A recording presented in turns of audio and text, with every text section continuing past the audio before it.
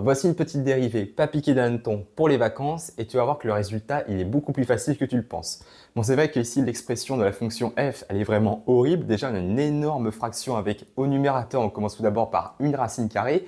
Ensuite on a du cosinus avec en plus de ça de l'exponentielle et en dessous on a du logarithme népérien avec du pi au carré.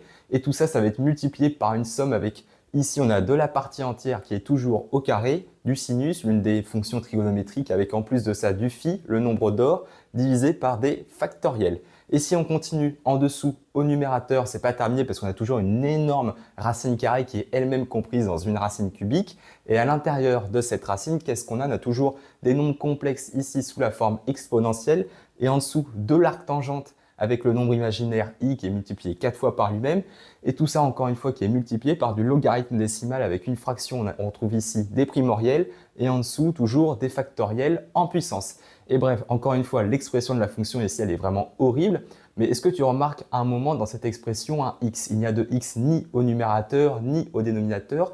Tout ça pour dire que ici, f de x, c'est égal à un nombre, c'est égal à une constante que je vais appeler k.